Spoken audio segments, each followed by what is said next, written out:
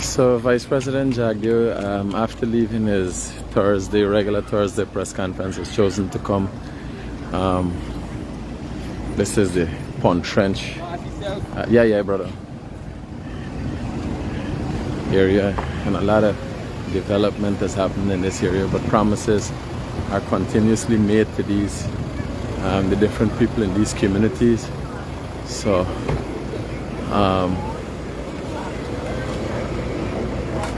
we're gonna hear today exactly what it is that the follow-up is about here. So you got the Minister of Housing, Colin Crowell, the Minister of Culture, Youth and Sport,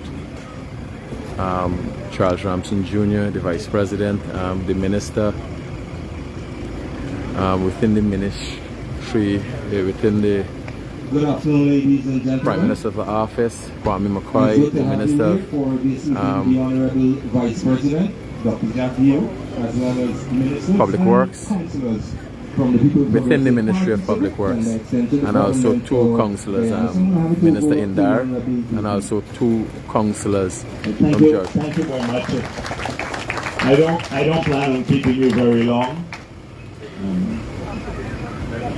Can you hear me? You prefer me to use it? Yeah. As I said before, I'm not going to keep you very long. I'm extremely grateful that you're here today. This opportunity would allow us to share some ideas with you, and hopefully we can be of help in addressing some of the concerns you may have. Now, normally, by now I would have thought that most people are aware of quite a bit of information that we've put in the public domain on various aspects of the government's policies. So often when I come to South Georgetown, but for that matter anywhere in the country, the thing that I get most, the question raised most, is about housing now. And so you have the minister here and his staff, and so a bit of information that I thought is already in the public domain, but many people are not aware of, is that if you have an application in before 2019, you're eligible to get your house lot now. So if there's anyone here, please don't wait until the end of the meeting. Your staff is here, so they will just take the name of the people, and then you can go in tomorrow and get that. Or tomorrow's Good Friday, yes. Or Tuesday, well, no, we shouldn't spare any working day. Or Tuesday, all right, okay. I was hoping you'd work tomorrow too, but maybe. So let me just share. I'm pleased to come here today because, you know, when we're contesting in the local government elections, on the last week before the elections, I had to contend with a major rumor that we were building this boulevard here so that we can sell out the land of the people who live along the boulevard. Many of you would have heard about that. So Apnu was saying we wanted to get our hands on the properties here so that we can sell out people's land. But we pointed out then that we had a major plan for Georgetown. And we explained in great detail what our plans are for the city and for the rest of the country. Too often people are not aware of these plans. So today I want to spend a few moments talking about that, about our efforts to upgrade the city and to change the conditions of living in the city. And this is all in keeping with a wider vision of ensuring that the development that's taking place across our country, they reach all corners of our country and all of our people. So if you see what's happening across Guyana, you will see that a major effort is spent now on a couple of key areas, on education and training and employment creation. I'm extremely pleased that we have been able to move from a situation,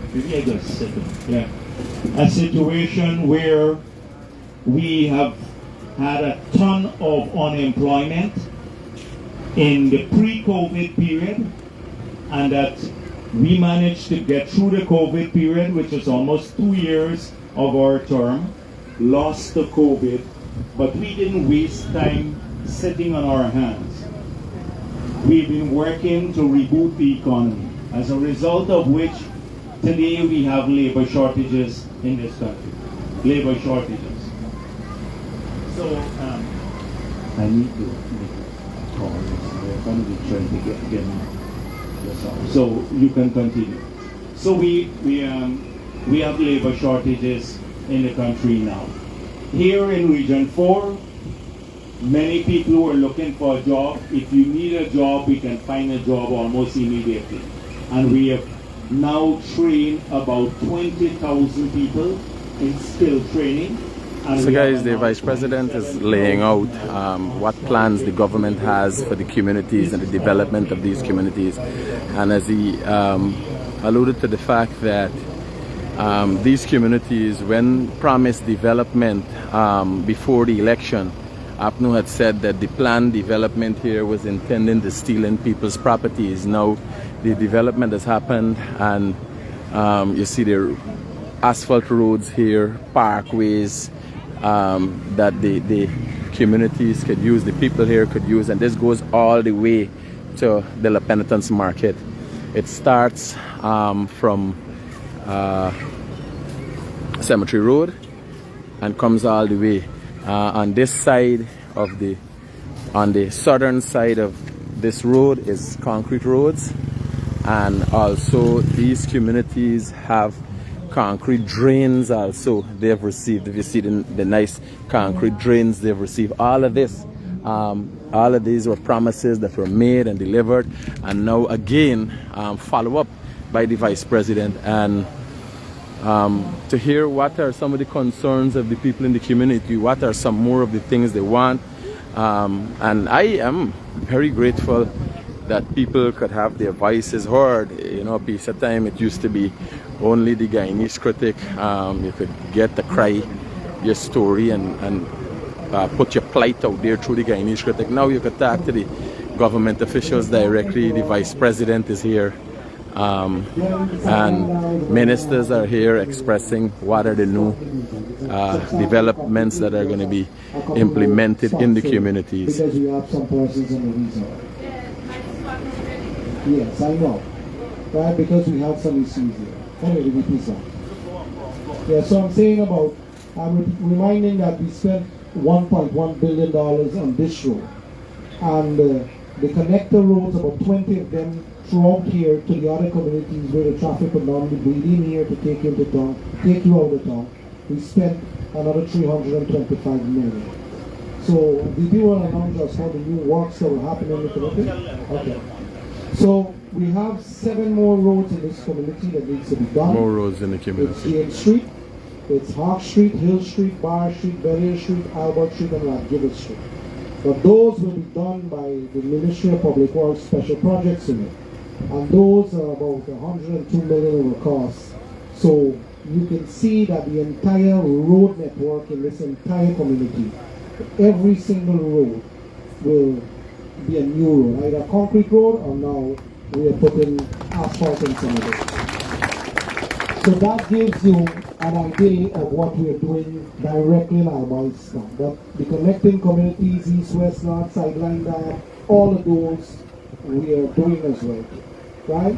So you will see significant amount of presence with machinery and so on. Right? So the allocation of resources to deal with infrastructure, I can say to you that this community has benefited tremendously from it, and I just wanted to make that point. Thank you, sir. So on the train of thought, we are doing 24 grounds in the city. We all of these grounds are going to have lights. They're going to have a facility there for people, recreational facility, and maybe in some of the larger grounds a walkway so that people right back in their communities can start enjoying these facilities. So we have identified from Agriculture to Cummins Lodge 34 of these grounds that are under construction now. They're being raised, and ultimately all the infrastructure hopefully by next year all of these grounds would be functional. So recreational space, the road network, you heard that. I'm going to La Penitence from here and then Charlestown, so that if you come across all the way from east, west, La Penitence, Old Boystown, Charlestown, and if you look in Kingston, Albertown, Queenstown, these have been done already. In Kitty, you have to go to Campbellville, and then we're going to come through east and west from Galt and then hop across the road. So ultimately in Sophia now, we have about 50 something roads. It's 96 roads, not 96 contracts, roads not being done in Sophia. So it is upgrading the infrastructure. Now a lot of people say, oh, it's oil money, because this is what I hear. Let me give you some facts. We've only used oil money 2 years now, 2022 and 2023, because we are in 2024 now. The first year, 600 odd million US dollars. Second year, 1.2 billion dollars. In this year's budget, it's 1.1 trillion Guyana dollars. We only about 300 billion Guyana dollars is coming from oil and gas sector. So less than 30% is funded by the oil and gas industry, and that's all the money that we collected. 70% is funded from other sources. Another 400 million is coming from revenue from the non-oil and gas sector, and the rest by some borrowing, but borrowing on very concessional terms. So when you think about oil money, in the future, maybe another 5 years or so, that's when the money starts coming in at magnitude. But not now. So a lot of people say, oh, it's oil money. Then I hear we're not getting our fair share of oil money. So I told you $300 billion is from oil and gas this year. On wages and salaries in the public sector, we're spending nearly $130 billion budgeted this year, and another maybe $50 billion for pensions, etc. So you're talking about 180 billion of the $300 billion that's going to two things: pensions and public service wages and public assistance. So a lot of money has not flowed as yet. We're only 2 years into using oil money. Only 2 years. And the first year was a small sum, $600 million. So, but we can't spend every cent and eat it up. The opposition says, okay, let's give out all the money. We're focused too much on infrastructure. But unless you have infrastructure development, you can't plan for the next stage of the economy. You cannot plan for it. And this is why a big focus is on not just community roads, but the highways. A big focus is on the gas to energy project. When that's completed, that's $2 billion US. That's more than a whole year of oil and gas money. But next year when that's completed, we'll be able to, one, cut electricity prices by 50%. We will have 3 times the amount. We'll move from importing cooking gas to exporting cooking gas, because that's a derivative from the industry. We'll be able to put street lights right around the country, and it will cause more industries, because you can set up a factory, a shop, a business or so, and pay half of the price you're paying for electricity, which has been killing a lot of the business ventures apart from consumers. People talk about cost of living. So you hear a lot about cost of living. Norton took the guy from BBC and said cost of living. The worst person he's telling about cost of living is the guy from the UK, because the cost of living in the UK has skyrocketed 3 times that of Guyana. Now, we have removed 50% tax that they had on importation of diesel and gasoline. We import about $800 million worth of diesel and gasoline per year.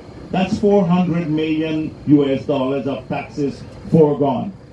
When the electricity prices were 22 cents per kilowatt hour, I just said this at the press conference, oil prices was $75 a barrel. We're paying $104 a barrel now, but we still kept the electricity prices constant by subsidizing it. So we are making sure that we invest also in keeping the cost of living down, because we know how this impacts on people. So today I'm going to, I don't want to make a long speech, because I want to listen to you. And I want you to ask questions, any question, the contentious ones, anything you believe that you don't have clarity on government policy, because I believe if we can't defend our policies, we shouldn't be implementing them. And therefore, you're free today. I'm going to come back and make a speech, maybe talk about other things later. But I want you to ask me anything that you have any concerns about, anything you've heard, the rumors, especially the rumors, because in this country, you deal with more rumors than you facts. You got a lot of people who don't know anything about anything. You ever listen to Glenn Lal? You ever listen to Glenn Lal? He is specialist on everything. High. That's what he says, high. The high economy, yeah. It's a mayor that said that, right? It's a mayor. It's a waste of time mayor that I've no idea. Like Norton took the guy from, if Norton took the man from abroad and said, look at Sophia. Sophia is not developed. I know Sophia. When we came into office in '92, it was a squatting area. Sophia's water, we put in lights, we have roads now in Sophia, we're looking at playground, etc. I know what we worked on over the years. And the fact is that in the city council, we have never had one opportunity to run Georgetown, because from independence to now they control city council. And city council should do the roads. They have stopped doing roads. They should do drains. We stopped doing drains. Now we're putting in a big pump now at Leylandale to double the pumping capacity so that we can drain South Georgetown. We're buying 20 mobile pumps. We just bought an amphibious piece of equipment. I can show you how it's working in the canal now.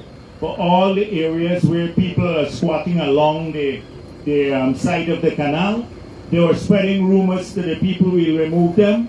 The PVP will remove them. We now have an amphibious piece of equipment. Ask Zolfi to send you back. I'll show you how it's working. And we're going to clear the canals without having to move people.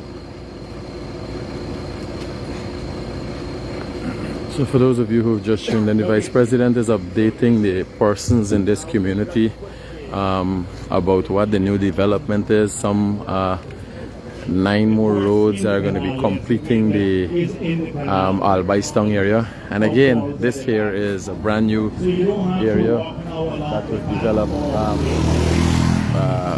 walk park, seating area in the middle, concrete road on the southern side, and this goes all the way,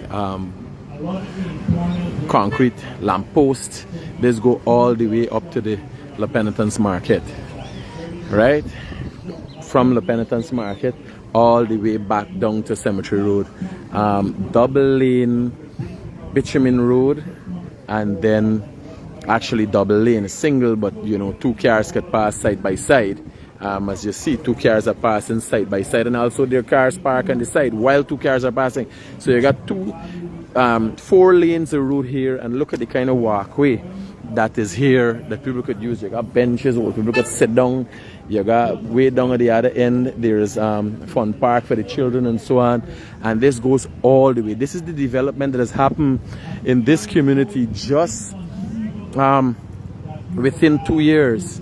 Although the rumors that was surrounding the development promised in an election campaign by the vice president and the president, they have since delivered, and now not only have delivered, but they're back in the community and looking for what more they can deliver. They're looking at what more they can deliver. The vice president is here with a number of ministers of government to hear what are the issues of the people and address their concerns. That was not there 3 years ago. It's changing.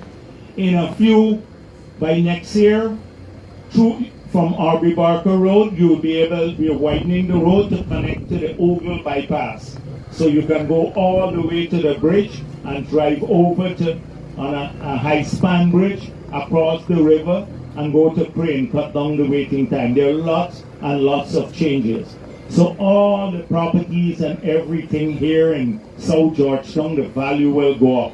People will get more value. Secondly, those who can't be accommodated, who are living in rental dwellings, we want, Norton says, if he wins, he's going to support your rent. We want people to rent. We want them to own things. We want them to own things. Because so that is why, if you look at the 5 years, they practically had no housing program. No housing program. After the no confidence motion, then they hurriedly put together about 3,000 house lots. We promised 50,000 house lots. We've done about 30,000. 31,000, yeah, about 30, right? So 31. The minister said 31 already in the period we've been in office. And we've spent over $100 billion on doing that. If we listen to them, we shouldn't spend the money on preparing the house lots, you know, because we shouldn't put money on infrastructure. But we have a vision for people that all would have their own home, and these are high-value homes. When you get a lot from the government now, it might cost you anywhere from $500,000 maybe to a couple of $1 million. But immediately, if you were to sell that back, not that we want people to sell it back, it's 5 times the value of the lot that you got from the government if you look at what land is being sold at now. And we want all of our people, everyone, to have a home. They can benefit from this.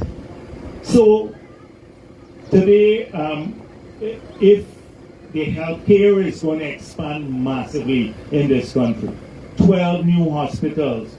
We're going to eventually rebuild the Georgetown Hospital. We're building a $160 million hospital at Ogle for women and children alone.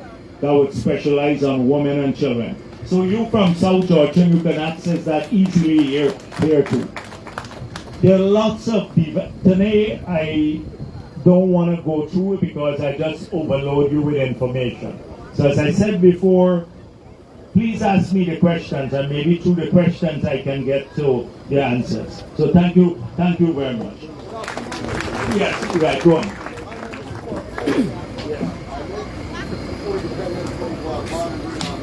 Yes. I have questions, I think. I love everything that you said, the development in our country. This is our country, by right we have to have development. Yeah. What about our deceased loved ones in the cemetery? Now, what I was thinking about the cemetery. I know I go and say Stephen School, the little boy play jumping on two people play. Now we can't do a fly kite out in the bedroom and say Stephen. Now the government said the council is supposed to clean the Lafontaine. The council saying they don't have money, they're getting resources, they're paying them tax and everything. Now, The government. All right, yes. So you want to know what our plans are?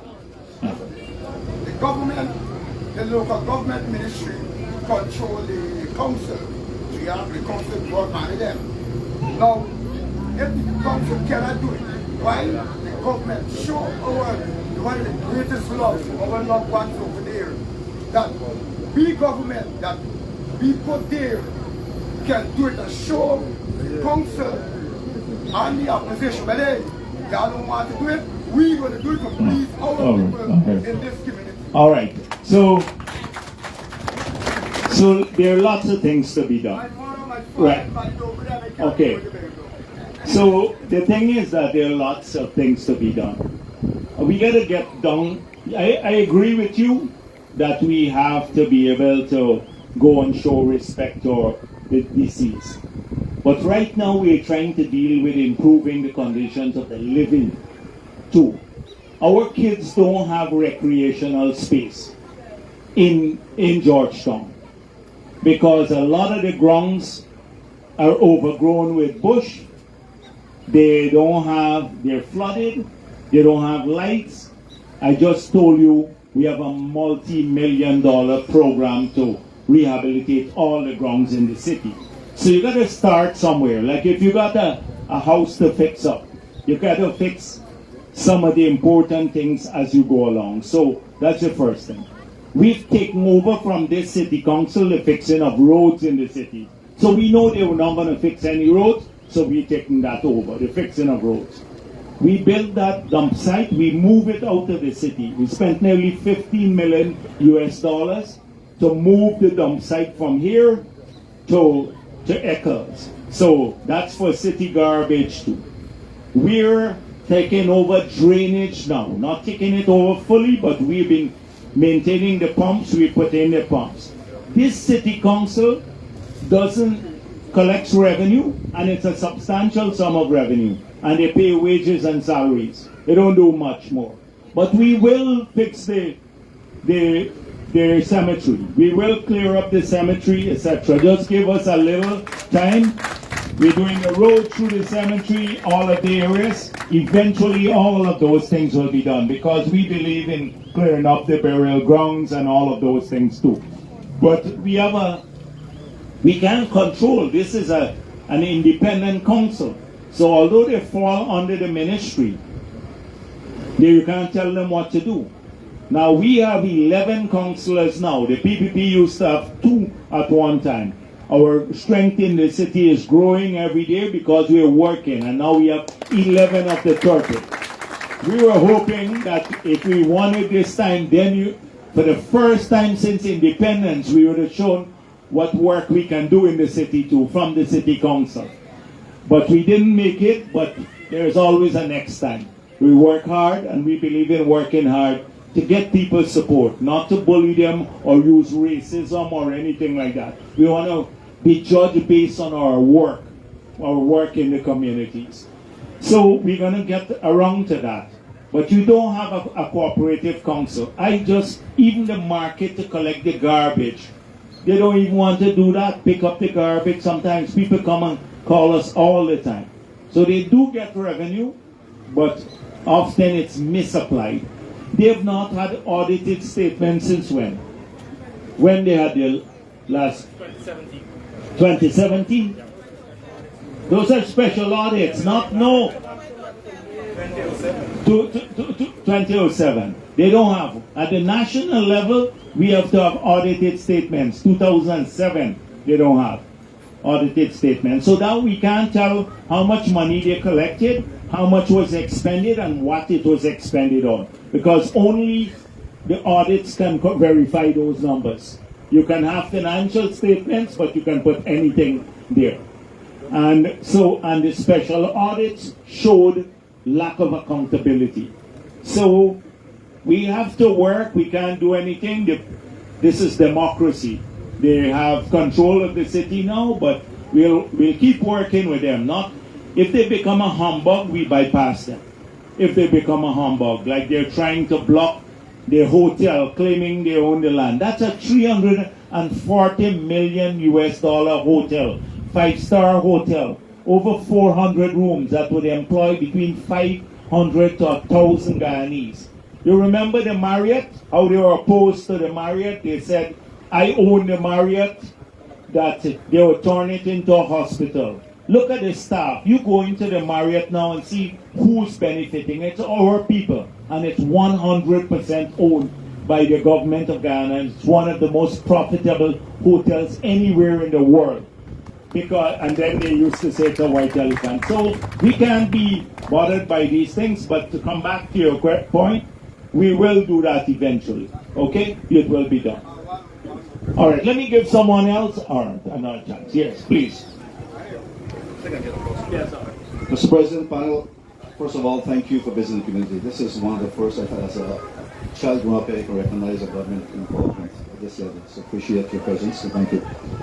Quickly to the point I want to make, or the suggestion, I brought to the Honorable President before attention, and I'm bringing it again to your attention, your panel. This community had a little playing field and all those things. Honorable Road came along, took it away, which is fine, development. But what I'm asking for, we collectively is asked for, if we can use some place here, a little library, drop-in center to help these youth, because we need to keep the youth off the road. Now, anything with young people, women training young people, you get the place, the program, and we'll support it. Anything to do with training and keeping our kids engaged, etc. So you get it to me, we'll fund it, because we want the communities to work with the children. You see, the government can come in and do certain things, but the people who live in the area, they have to be part of it. Growing up, we had this volunteerism. You know, when you're in countryside and stuff, people look out for each other. They look out for their community. We've lost a lot of those things. We have to rebuild that. And here in All Boys Town, we should do that. So if you could find a place where we need to build a drop-in center, we need to put in a small library, even a container library, then that's fine with us. We'll fund it. We'll fund it. Appreciate that, sir. Thank you very much. Okay.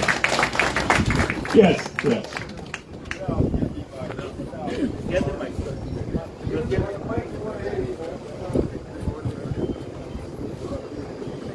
Good afternoon, everybody. Good afternoon, Mr. President and everybody else. Well, I will thank you enough for what you do for me and my family. 7 family or 8 of us. Because we used to live right in Independence Boulevard there. So everybody, their house is okay. And you have the boxing gym, well, the same like the boxing gym cross. So but what I want to know is what you're doing for these kids who you have in boxing gym over 5 to 6 years, and what beneficial I would be getting, because I train these children over 6 years now, and we have these children who are going outside and representing Guyana. And what I would like to know is that how we could go about getting proper facilities. These children train that when rain fall, they won't get wet. And how we go about it. Is this your private facility? A private facility or a state-owned facility that you're training them in now? It's private facility we train them in now, which the government gave me a place crossover. Yes. So to train them, and I'm thankful for the content they gave me, but I need more. All right, you can get the help, but on your side, like in New Amsterdam, that gentleman who's training the kids with boxing, so we put him on a contract. So in your ministry, so you can go to Charles and we'll make sure that you get that too. The same arrangement. Okay? So that's for you personally. And then let's look at the facility. What about the 6-head gym? It's working still? Yes, you see the 6-head gym is still working, but that become an international gym, right? Oh, because when I was president, we opened that, yeah. So I think we train from 5, 6, 7, 8, go up. All right. And I want to know what y'all doing for me. All right. For 6 years I train these children. I don't get a salary and I don't charge them and I support them. I just tell you, come in and you get a contract there. Right, yeah. Thank you very much. Though. Okay then, all right. You're welcome. Yes. Yes. Yeah, you want to collect him? Oh, go ahead. I'm a resident of this community, and the question I'd like to ask is concerning the bridge that we have here. The bridge? Yes. Which bridge is this? The Island Bridge. West La Penitence Bridge. West La Penitence Bridge. I'm going to West La Penitence from here and out. I'm going to this afternoon. I'm not going to West Penitence. Yes. Oh, this is part. I thought this was the Boys Town meeting. Okay. Oh, I thought they're bringing everybody together, right? And you split it. Okay, all right. Okay, this. Okay. Yeah, this afternoon they began to repair the bridge. Yeah. With wood. And every time, a couple of years after, we have a problem with the wood. Which one of the bridges, though? The bridge straight in front of the island bridge. The section. The section. That's a treat, all right. We can look at it. I'm more in favor of us doing concrete things, but we can't do it immediately. So we got to look at eventually the infrastructure has to be all concrete. Yeah, because the reason I'm asking this question is because all the bridges in our Boys Town on the section is concrete. Okay. So I'm wondering why They do. a proper concrete bridge. All right. Even have some small concrete bridge that cars can't cross over in our Boys Town. But there's a bridge that cars and minibuses. All right, we'll look at it, but it's in a state of disrepair now. Now they've begun to repair it now again with wood. So All I'm right, asking you if, because I won't put down the infrastructure yet.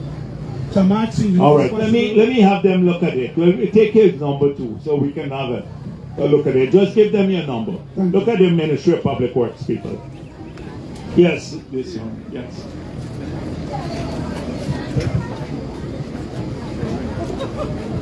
Good afternoon, Vice President, Ministers, everybody. I'm very happy for this government that since they're in power, they're doing a very great thing. But I heard before that they're doing community work and the people in the area would be benefit. But they do the streets and so in my area, and I didn't get nothing. Well, people come out from out of the area and get. So I would like to get a street to do. Yeah, well, let me tell you something. So, when I was in Restaurant Belt, I said, let's try as much as possible to give people from the area. But since we got into office, we got like 900 to 1,000 contractors. Everybody turned contractor. Every single person I see. We got 5 contracts in an area, and we got 35 people applied for the 5 contracts. So you got to disappoint 30. No, remember now you come and you said Yes. people work. Yes. They can look after the thing. But like in East and West Rumbell, the majority of the roads were done by our own equipment, Public Works. So when Colin and the other went in, they paid. Then they had a few small contracts for the people raise these that are concrete.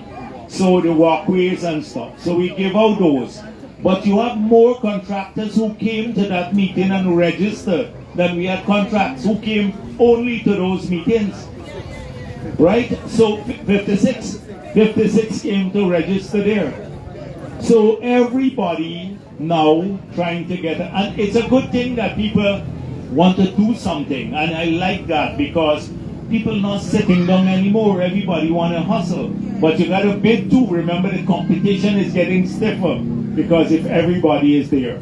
So when we bring somebody else, it might be a guy from Alboystown getting a something in East Rumbell. It's not an alien.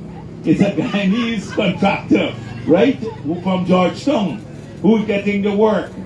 So this is a problem. I heard Annette Ferguson went in there and created a big trouble. Who get the contract here? Majority were people from the area, but she had the audacity to go there and didn't do anything in the area, but now gonna fight to getting the contract in the area. That's it, right?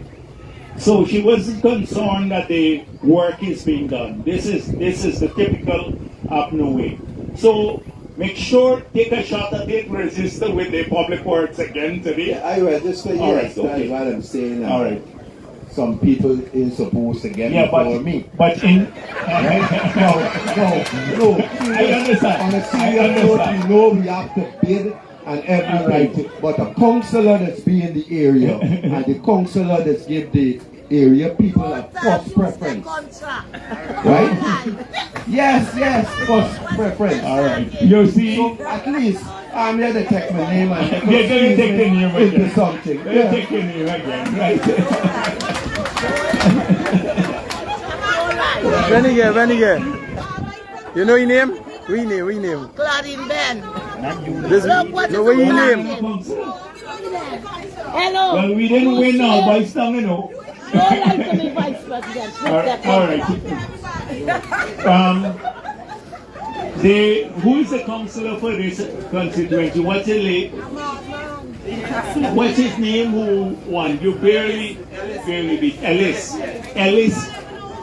You don't know Ellis? Ellis Apnu. He's your councillor. No, Malcolm and win. Y'all have give him all the votes. Yeah, but he barely lost. Yeah. Yes. I agree. But there's comrade here. You're trying to get him, Michael.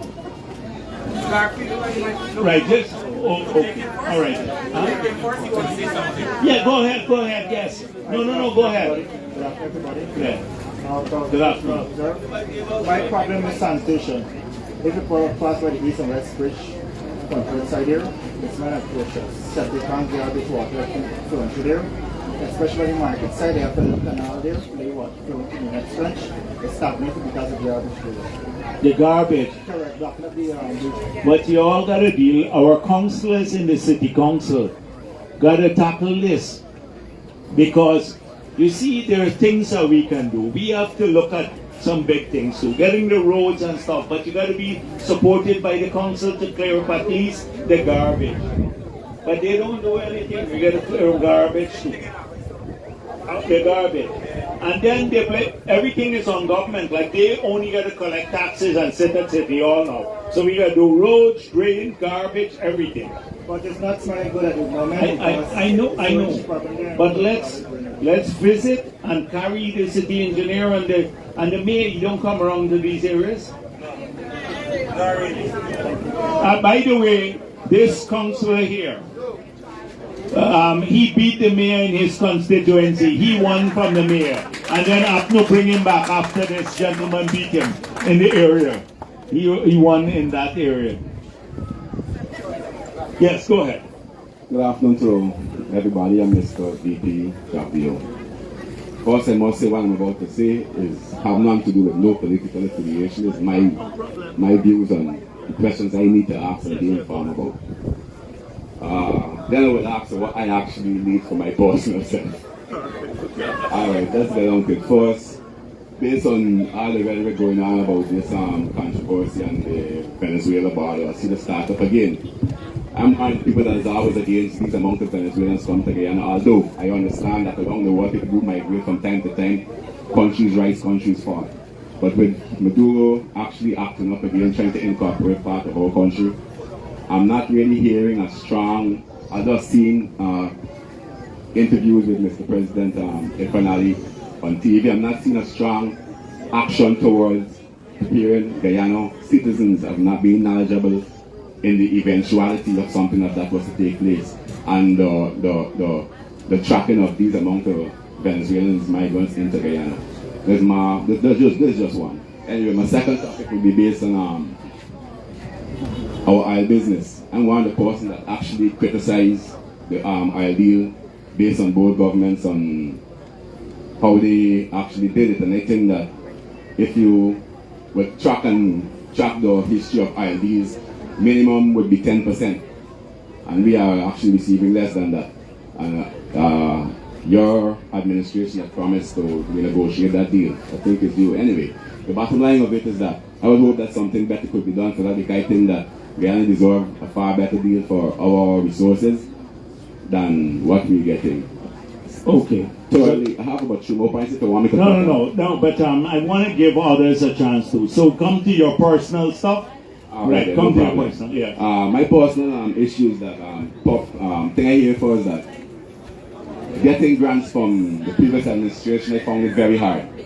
There was like a whole people running around for 6 months and get denied twice on 2 separate occasions. I've never really tried out this administration because I'm the type of guy still believe that I can work and have what I want. But I've tried it. I've pumped in at least close to $480,000 into developing a natural product, which was actually brain thought on the range administration when he said, produce what you have and make products for the country. I see a lot of people from the Guy Expo have done it, but my product is different. What I'm saying, I need help from actually to get it done. What product is this? It's 2 products. One of them is Traveltex that we're going to actually do. Developing of a product of Traveltex products instead of having to import it like Harris or National Harvey how they develop. I already made it, but I don't have the finances to push it forward now, so it's actually scrap. And the second one is local wines. I actually have at least 50 barrels of wine, 5-gallon things of wines right now, but I need the facility and the finances to expand. Only $450,000 you put into it? I've put into it so far, but I need a lot and more. And you have 50 barrels of wine? That's an effective use of money. Yeah, for a local product. Right. But that's not... So once you can show me the effort, we will support you. And there's a small business facility. That would be something that we can support easily. We see an effort, that's one. So let us get the name and we'll make sure that we work with you on the product. Okay, I would like to ask just one more question, Mr. VP. All right, go ahead. Thank you very much. A question that I find most these journalists over the card and reporters don't ask. I would like to know at what point would Guyana's dollar be raising to the US in terms of our capabilities of finances and wealth of the country. That's one of the big things I never really heard about. All right. So let me start with the last one. You hear a lot of people talk about the Dutch disease because you've been following. You know what the Dutch disease is? Yeah, I've been following it. Countries that obtain Ireland seem to crash out. No, it's the change in the exchange rate. That when the countries find oil, their exchange rate appreciates. So the currency gets stronger. As the currency gets stronger, their exports become less competitive and it kills off the manufacturing and agriculture and other sectors. So they can't export. And then they come to rely on a single industry for all of their wealth. And then they become vulnerable, like Trinidad and Tobago and Venezuela. So the last thing that you ask for, appreciation of our currency, that is the Guyana dollar getting stronger, could destroy our economy in the future. That is, so people instinctively think that a stronger Guyana dollar means more money in their pocket. Let me tell you, Japan has the 3rd largest economy in the world. And you know what's the Japanese yen to the US dollar? 150 to 1 now. And they have the 3rd biggest economy in the world. So the strength of your Barbados or the small islands, they're 2 to 1. But that doesn't mean they're as big as Japan. They don't have any development. They don't have reserves. So people conflate, they confuse the strength of your currency with the well-being. And it's not so. In fact, if we only allow the rate to appreciate, we will kill many of the other sectors. That is the Dutch disease, because you've been following that. Secondly, the Venezuela issue. So we are very, very conscious. You have a lot of work being done in the schools and in other areas about educating our people. Now, you mentioned people migrating, and you know that happens. A lot of our people fled Guyana when things were hard here.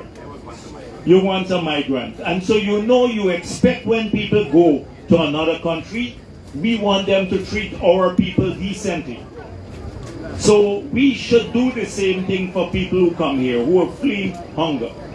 But there's a peculiarity with the Venezuelans, that almost 80-90% of them are the Waraus who cross the border. They never had papers, but they live on the border area. They go across 1 week in Venezuela, they come to Ghana.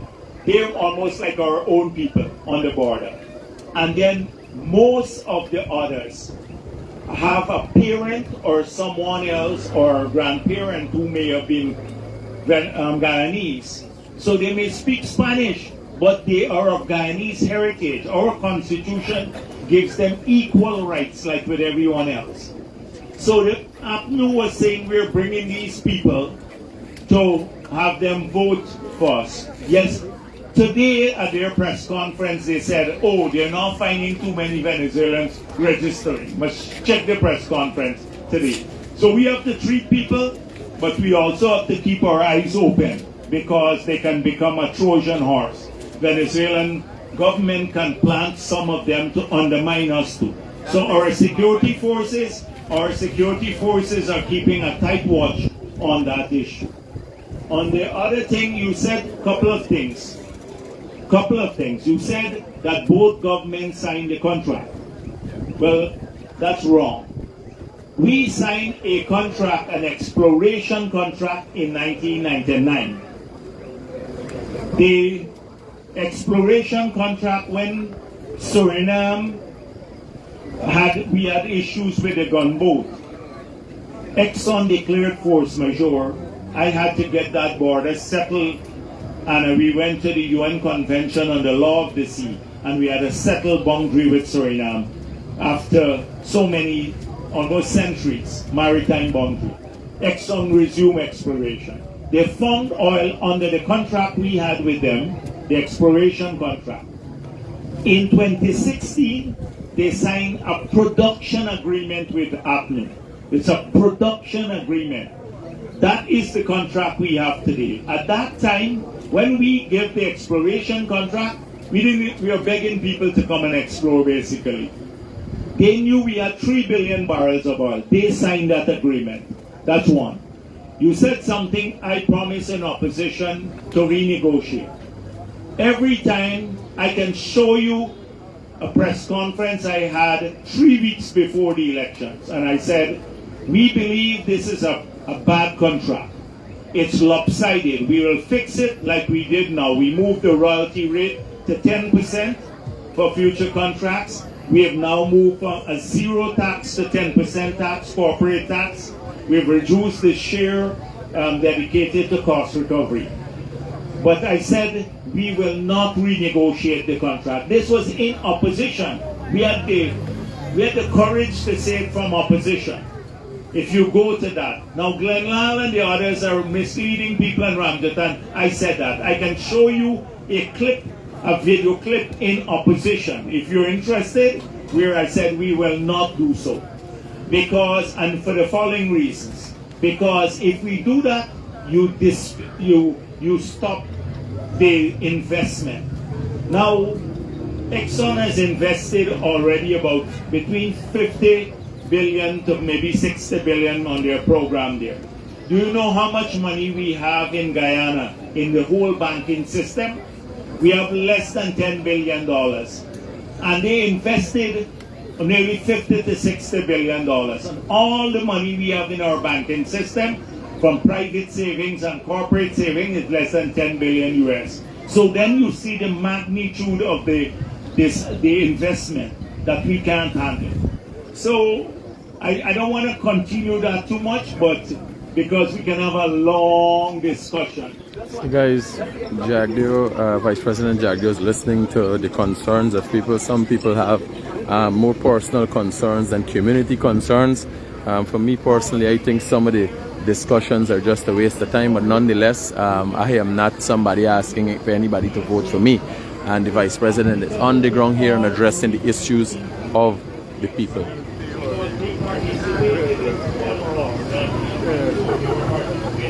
It's applicable to all